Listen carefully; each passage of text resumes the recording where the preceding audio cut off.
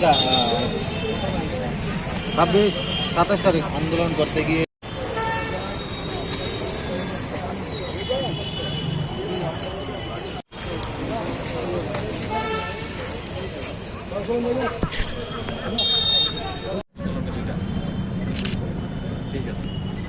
একটু এটা বিশাল অভিজ্ঞতা, রাজ্যের স্বার্থে, দলের স্বার্থে একটা অভিজ্ঞতা অর্জন করে এসেছি। এই অভিজ্ঞতা আমাকে আরো জাদ্রেল বানিয়ে দিয়েছে। যারা আমাকে আটকাতে চাইছে আমি বলবো ওরা রাজনীতির জগতে একদম শিশু। ওরা আমাকে আটকাতে গিয়ে আমাকে আরো অনেক পা এগিয়ে দিয়েছে।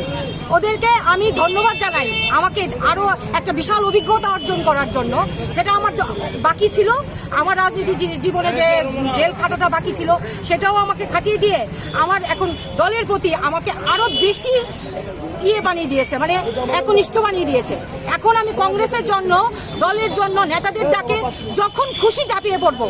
জেলকে ডরাই না, আমাকে আটকাতে জেল দিয়েছে তো 17 দিন কাটিয়ে এসছি, কিন্তু তৈরি আছি। এই ময়দান ছাড়ছি না, ছাড়বো না। জয় কংগ্রেস, বন্দে মাতরম। চক্রান্ত করে আমাদেরকে গ্রেপ্তার করা হয়েছে। আমি মহামান্য আদালতকে ধন্যবাদ জানাই যে আমাদের সত্যের জয় হয়েছে। এবং বিশেষ করে প্রদেশ কংগ্রেস সভাপতি বিরোধী সিনহা, সুদীপ রায় বর্মন, যিনি আছেন আমাদের নেতা আশিস শাহ, গোপাল রায়, প্রত্যেক কংগ্রেস দলের নেতা, NSY যুব কংগ্রেস নেতা কর্মীদের আমরা ধন্যবাদ জানাই। ওরা দিন রাত আমাদের পাশে ছিল এবং আমাদের সত্যের জয় হয়েছে। চক্রান্ত করে কংগ্রেস দল, NSY, ছাত্র সংগঠন, যুব সংগঠনকে আটকাতে পারবে না। আমাদের লড়াই হবে মানুষের স্বার্থে, ছাত্রদের স্বার্থে আমরা লড়াই করি। আমাদের লড়াই আগামী দিনে মানুষের স্বার্থে, আমাদের লড়াই সংগ্রাম জারি থাকে। এবং আপনারা দেখেছেন 18 দিন আমরা জেলে ছিলাম, একদম জেলের পরিকাঠামো একদম বাজে।